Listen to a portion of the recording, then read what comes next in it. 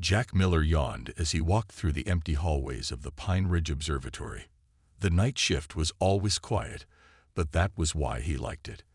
After 15 years as a security guard here, he knew every corner of the building. Tonight was different. As Jack made his rounds, he noticed a faint blue glow coming from Lab 3, the old radio astronomy section that hadn't been used in months. That was strange. All equipment should have been powered down. Jack pushed open the door slowly. The room was dark except for one ancient monitor flickering with strange symbols. He moved closer, coffee mug in hand. The symbols changed rapidly, forming patterns he couldn't understand. "What in the world?" he muttered, setting his mug down. The screen suddenly cleared, and words in English appeared. "Danger to Earth. Invasion imminent. They do note UUNDERSTAND what het you are." Jack stepped back, his heart racing. Was this a prank? Some grad student's idea of a joke? He reached for the phone to call his supervisor when more text appeared. "I am Zorax of the Galactic Council. Your world HAS BEE targeted by the VRAX Empire. They believe you will be easily to conquer. They are mistaken." Jack took a picture with his phone. He needed proof when he showed this to someone who might understand it. He knew exactly who to call. Dr. Lisa Campbell had been sleeping when her phone rang. She almost ignored it until she saw it was Jack from security. In 10 years working at the observatory, he had never called her after hours. "This better be good, Jack," she said, her voice groggy. "Dr. Campbell, I'm sorry to wake you, but something's happening with the old SETI equipment in Lab 3. There's a message, claiming to be from space." Lisa laughed. "The equipment in Lab 3 has been offline for budget cuts since February. It's not even connected anymore. I'm looking at it right now, Doc. It's on. And there's a message. I sent you a picture." Lisa's phone buzzed with the incoming image. When she saw it, she sat up straight in bed. "I'll be there in 20 minutes. Don't touch anything else." The drive to the observatory took Lisa through empty country roads. The stars shone brightly above the rural landscape. How many times had she looked up at them, wondering if anyone was looking back? Now she might have her answer. When she arrived, Jack was waiting at the door. "It's still going," he said as they hurried to the Lab 3. New messages every few minutes. The screen was now filled with detailed information. Star charts, coordinates, and what looked like ship designs. Lisa's scientific mind tried to process what she was seeing. "If this is a prank, it's the most elaborate one I've ever seen," she whispered. The screen cleared again. "Your world HAS BEENT classified as a death world by most galactic species. The VRAX do note BEIV classification. They will learn." "Death world?" Jack asked. "What does that mean?" Lisa shook her head, her fingers already typing commands to see if she could communicate back. "I don't know, but I think someone is trying to warn us about something." "Dr. Campbell," the screen displayed, causing both humans to freeze. "Yes, I can know who you are. Your BROATCAST is HVREACHGDVR. The VRAX Fleet 8 Pedro's H's. You have 27 Earth days. I will to see Indy what help I can." Jack looked at Lisa, his face pale. "How does it know your name?" Lisa didn't answer. She was already reaching for her phone to call her colleagues. If this was real, and everything in her scientific training told her it couldn't be, yet the evidence was right in front of her, then they needed to prepare. "Jack," she said finally, "I think Earth is about to have visitors, and they're not coming in peace."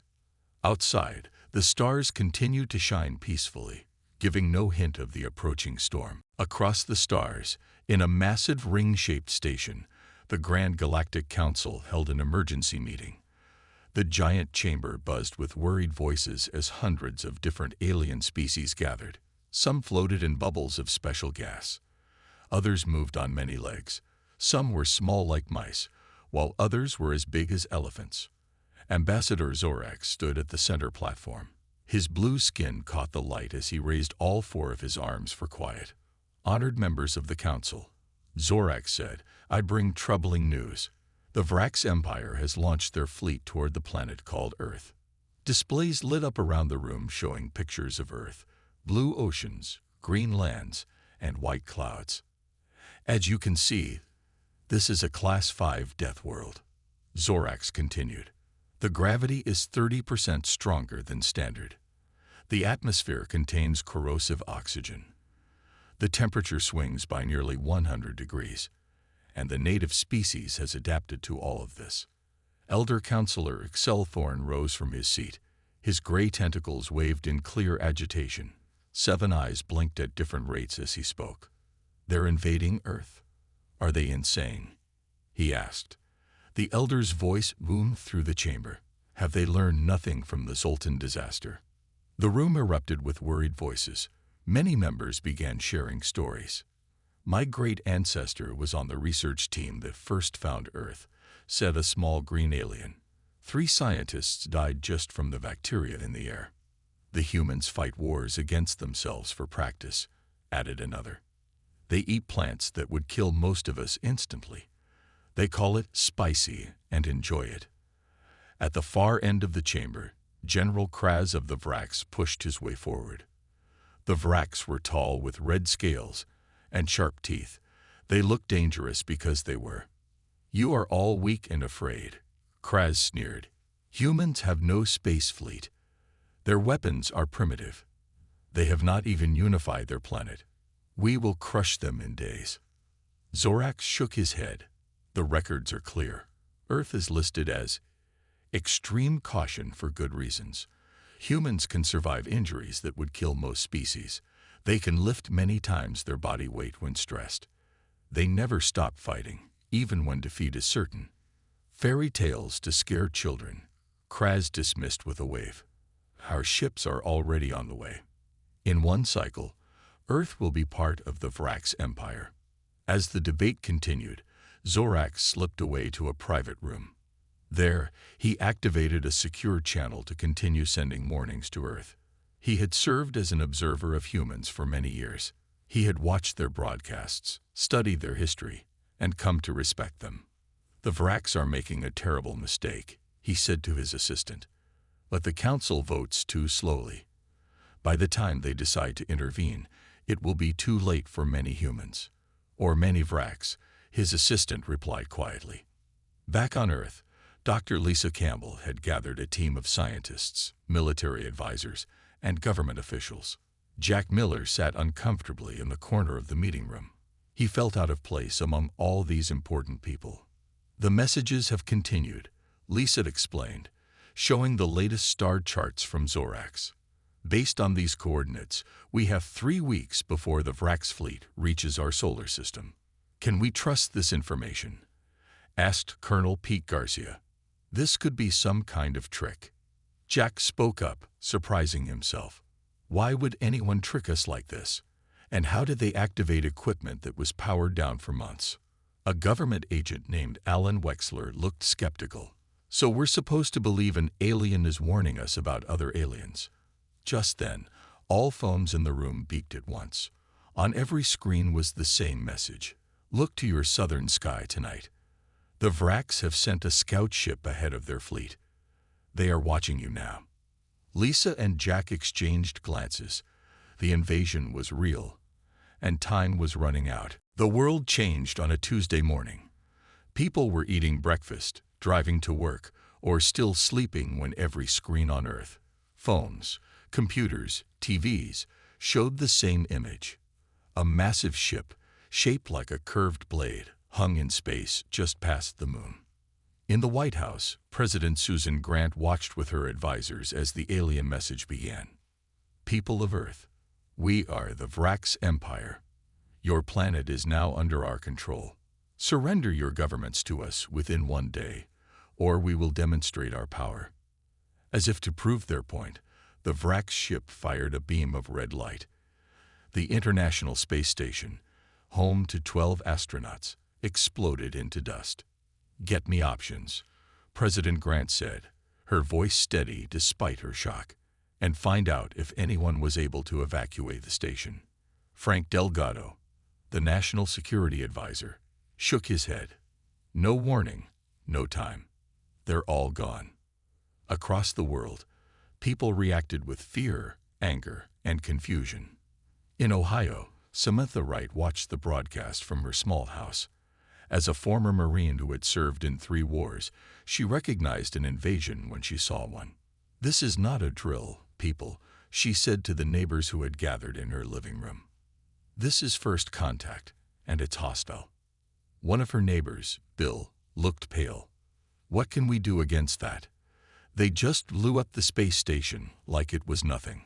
Samantha was already pulling supplies from her garage: radios, maps, and emergency kits. "We organize, we prepare, and when the time comes, we fight." Back in Washington, Dr. Lisa Campbell had been brought in along with scientists from around the world. They studied the Vrak's ship's every move. "Their technology is at least 200 years ahead of ours," she told the Emergency Council. "But Zorax's messages included some basic information about their systems. There might be weaknesses we can exploit." "Can we strike them first?" asked a general. "Not yet," Lisa replied. "But Zorax warned that this is just a show of force. The main fleet is still coming." President Grant stood up. "I need to address the nation, the world." The broadcast went out on all channels. President Grant stood tall behind her desk. "My fellow citizens of Earth, today we face the greatest challenge in human history. An alien force has entered our solar system with hostile intent. They have demanded our surrender. They expect us to give up without a fight." She paused. "They are wrong." The president's words echoed in living rooms, refugee centers, and military bases around the world. "We will not surrender. We will not bow to threats. Humanity has faced countless challenges throughout our history, and we have always prevailed. Today, we stand together, not as separate nations, but as one human family." In Ohio, Samantha nodded as she listened. Around the world, people found their fear turning to determination. At the observatory where it all began, Jack Miller helped set up new equipment. The old SETI array was now the center of Earth's communication with Zorax. "They're landing troops tomorrow," Jack told Lisa as she arrived. "Zorax just sent coordinates for 12 landing zones." Lisa looked at the map. "They're targeting major cities. Classic invasion strategy." "But why?" Jack asked. "Zorax keeps saying we're dangerous to them, that Earth is a death world. But look what they did to the space station." "Technology isn't everything," Lisa said. "Zorax mentioned something interesting in his last message. The Vraks have never fought a guerrilla war. They conquer through overwhelming force and expect immediate surrender." Jack smiled grimly. "Then they really don't know humans at all."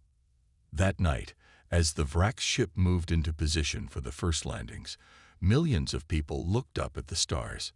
Some prayed, some cried. But as dawn approached, humanity prepared to show the aliens exactly why Earth was classified as a death world. The Vrak ships came down through Earth's atmosphere like falling stars. 12 massive vessels, each the size of a football stadium, landed in major cities across the planet. In New York, Tokyo, London, Moscow, Beijing, and other population centers, the aliens made their first appearance. Commander Draz led the forces in Detroit. He had studied human military tactics and felt confident in his plan. The Vrak's troops marched out of their ship in perfect formation, their armor gleaming in the morning sun. "Surrender now," Draz announced through speakers in his helmet. His translation system converted his words to English. "Resistance is useless against our technology." To demonstrate, a Vrak soldier fired at an empty car. The vehicle melted into a puddle of metal and plastic. Draz expected immediate surrender. Instead, the streets remained empty and quiet. Then the first shots came from windows, rooftops, and alleyways. Human bullets bounced off Vrax shields, just as Draz had expected. He ordered his troops to advance. What he didn't expect was the Detroit auto workers who had spent the night converting factory equipment into makeshift weapons. When the Vrax passed Fisher Body Plant 21, the humans triggered their trap. Giant electromagnets, normally used to lift car frames, activated at full power. 6 Vrax soldiers found themselves suddenly pulled off the ground, their metal-rich armor betraying them. "What is happening?" Draz demanded as reports came in from all invasion sites. In London, the underground subway tunnels became a maze that trapped Vrax patrols. In Mumbai, local programmers had somehow hacked into Vrax communication systems, filling their channels with confusing signals. Most disturbing to Draz was how the humans kept fighting despite heavy losses. For every 100 humans killed, more appeared to take their place. They adapted quickly, learning which weapons worked and which didn't. By nightfall, Draz sent an urgent message to the Vrax fleet. Human resistance stronger than anticipated. Request reinforcements. The reply came quickly. Unacceptable. Primitive species should be subdued by now. Failure will not be tolerated. Draz looked out at the burning city.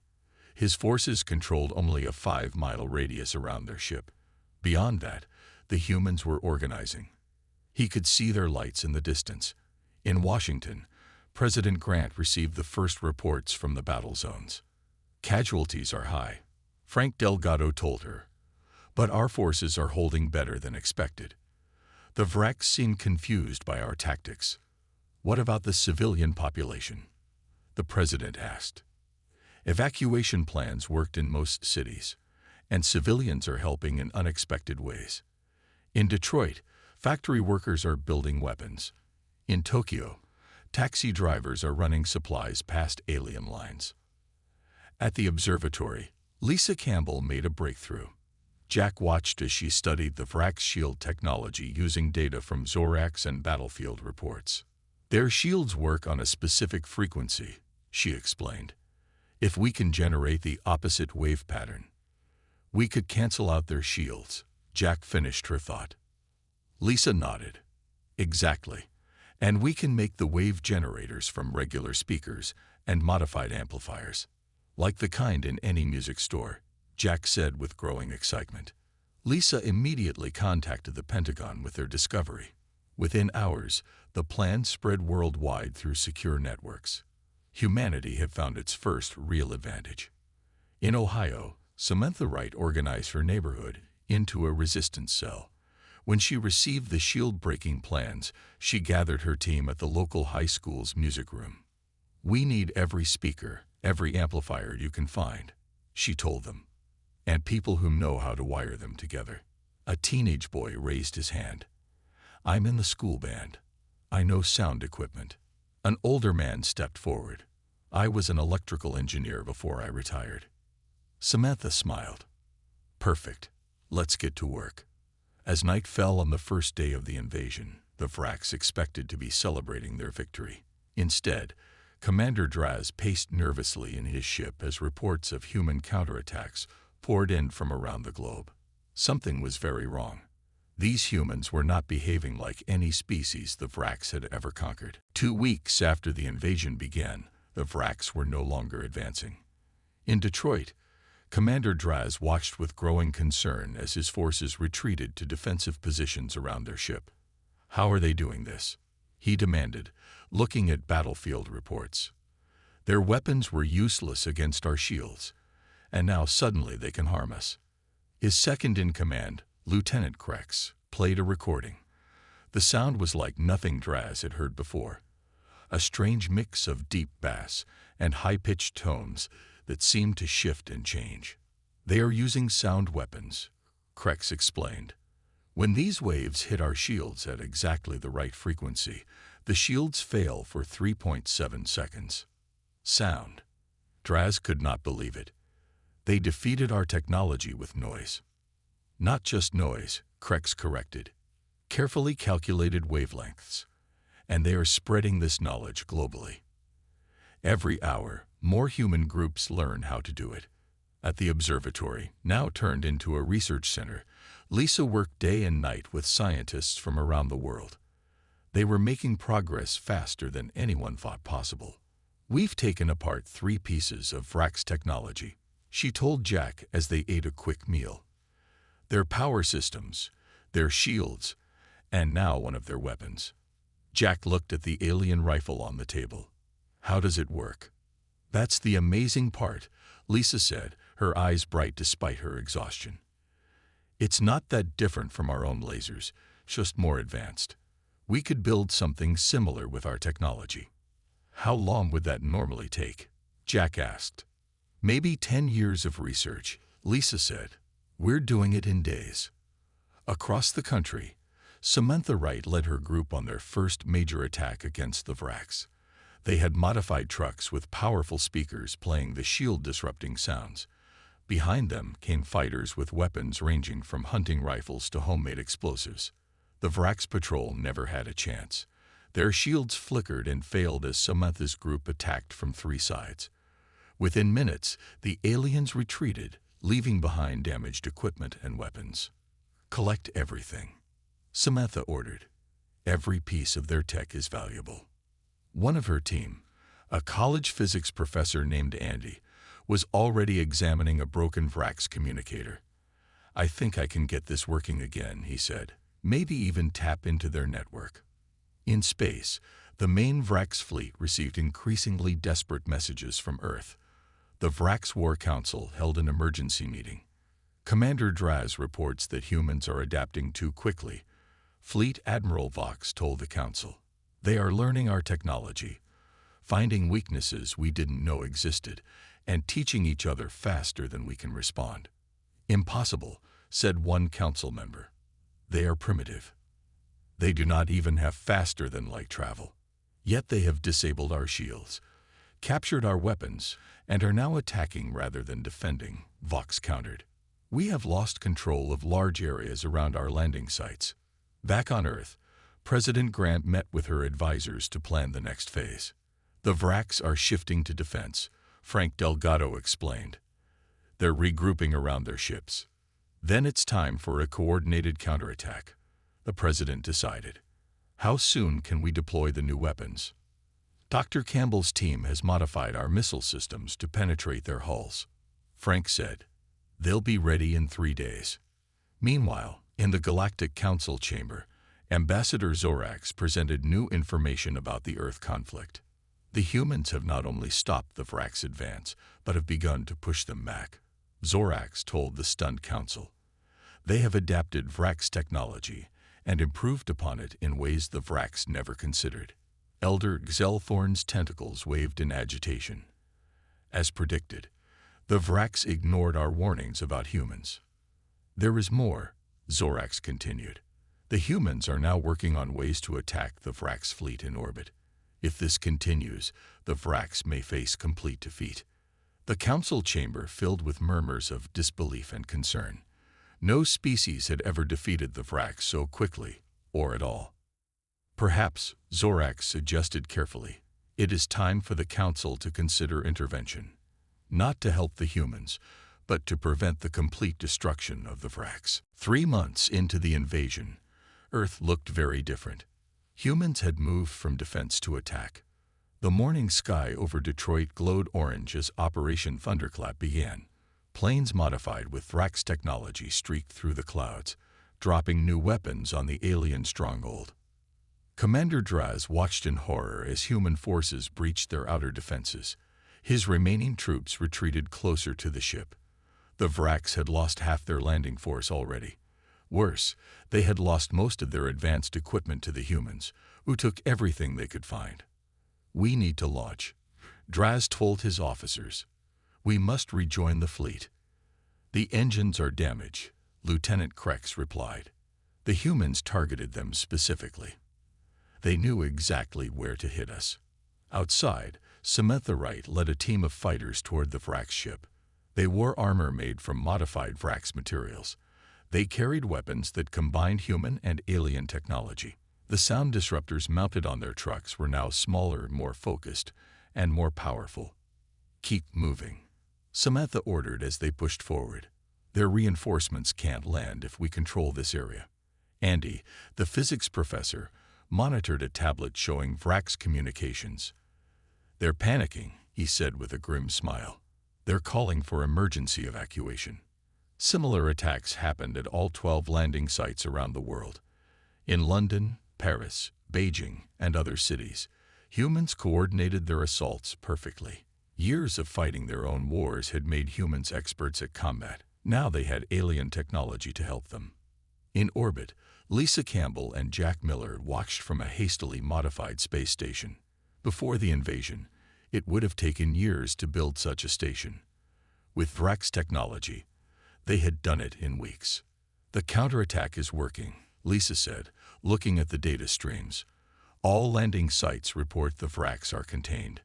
Jack pointed to another screen showing the main Vrax fleet. They're holding position. Why aren't they sending help? They're afraid, Lisa said simply. Look at their formation. They're defensive now. On the Vrax command ship, Fleet Admiral Vox faced a difficult decision. The reports from Earth were clear. The ground forces were being defeated. The humans had adapted Vrax technology and were now targeting the fleet itself. We should burn their cities from orbit, suggested War Minister Kars.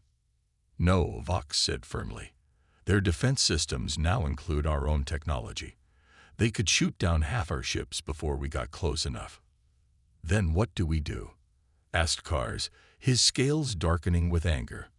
Retreat. The Vrax Empire has never retreated. The Vrax Empire has never faced humans before, Vox replied. On Earth, President Grant received the news in the underground command center. Frank Delgado could barely contain his excitement. Madam President, we've done it.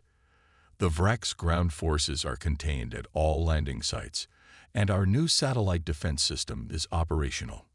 President Grant looked at the global map showing human forces advancing everywhere. Any word from the Vrax fleet? Nothing yet, but our sensors show they've stopped all shuttle launches. They're just waiting. In Detroit, Samantha's team reached the Vrax ship. They placed charges at key points, just as they had been trained.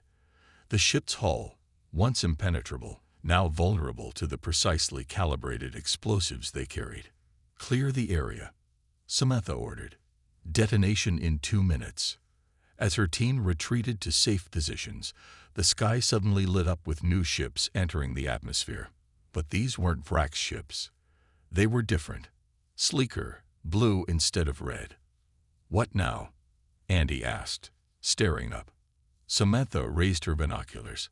I don't know, but they're landing between us and the Vrax. Across the world, the same blue ships appeared at all battle sites. In the Observatory Command Center, a familiar message appeared on their screens. Humans of Earth, I am ambassador Zorax of the Galactic Council. We come to negotiate peace. Jack looked at Lisa. Is this good news or bad news? I guess we'll find out, she replied. But one thing's for sure. The Vrax aren't the ones calling the shots anymore. The blue ships landed with a grace the Vrax vessels had never shown. No weapons fired. No threats were made. The doors opened, and aliens with 4 arms and blue skin walked out into the sunlight of Earth. Ambassador Zorax stood at the front, his eyes taking in the scene of battle. Humans with makeshift armor and captured alien weapons faced him from one side. Battered Vrax soldiers watched nervously from the other. I request to speak with your leaders, Zorax said, his voice translated perfectly into English. In Washington, President Grant prepared to meet the new visitors. The White House had been damaged in the fighting, so they gathered instead in the underground command center. Lisa Campbell and Jack Miller were flown in to join them, along with Samantha Wright, whose battle tactics had become famous worldwide. Do we trust them? Frank Delgado asked as they waited. Zorax warned us about the invasion, Lisa pointed out. He's been sending us information all along. But he never came to help until now, Samantha said, cleaning dirt from her face. She had come directly from the battlefield. When we're winning. The screens lit up, showing Zorax and 3 other aliens entering the room. They bowed deeply to President Grant. "Greetings, leader of Earth," Zorax said. "I represent the Galactic Council, the governing body of civilized species in this part of the galaxy." "Why are you here now?" President Grant asked directly. "We've been fighting for our lives for 3 months." Zorax's 4 hands moved in a gesture of regret. The council debates slowly. Some wanted to help immediately. Others feared breaking our non-interference rules. It was only when it became clear the Vrax might face extinction that they finally voted to intervene. Extinction? Jack couldn't help interrupting. "We weren't trying to wipe them out, just defend ourselves." Zorax turned to Jack with what might have been a smile. "Exactly why I admire humans. Any other species with your sudden access to advanced technology would have destroyed their enemies completely. You showed restraint. What happens now?" President Grant asked. "Now, Earth must be formally recognized as a sovereign power," Zorax explained. "The Vrax broke our laws by attacking you without provocation. They will face punishment." "And what about us?" Lissa asked. "What does Earth gain from this?" "That is why I am here," Zorax said. "To negotiate. But first, you should understand something important about your world." The alien touched a device on his wrist, projecting a hologram of the galaxy. A small dot glowed blue. "This is Earth. What you call a normal planet, we call a death world. The gravity is crushing to most species. Your atmosphere is toxic. Your temperature ranges would kill most galactic citizens. And you, the dominant species, evolved to survive all this." The humans exchanged glances. Samantha laughed softly. "You're saying we're the monsters." "Not monsters," Zorax corrected. "Survivors.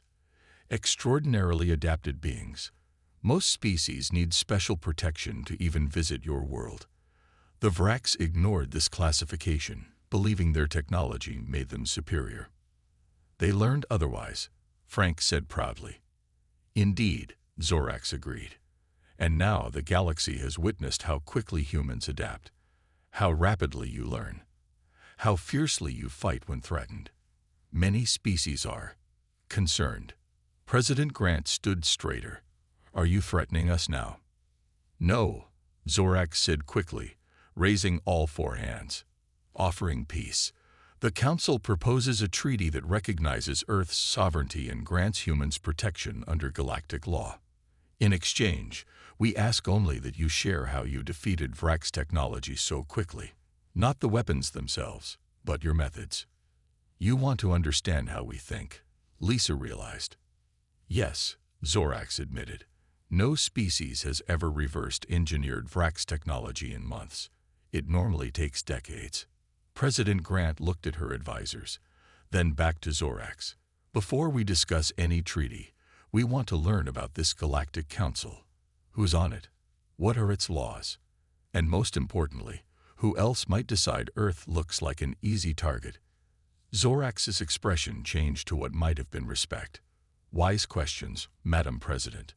Let me explain everything." 1 year after the invasion, a special ship left Earth's atmosphere.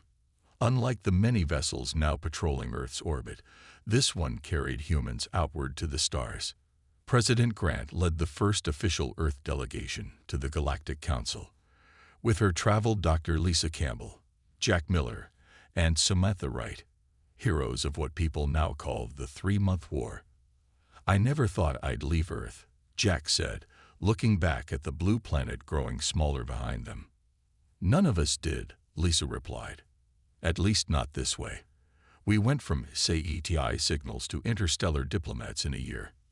Their ship, built with both human and alien technology, moved faster than any human vessel before. Yet Zorax, who traveled with them, explained they were moving slowly by galactic standards. "You're first faster-than-light ships," he said proudly, as if he were a teacher watching students graduate. "Most species take centuries to develop this technology after first contact." "Most species don't get invaded as their first contact," Samantha pointed out. Zorax nodded. True. The Vrax did you a terrible favor.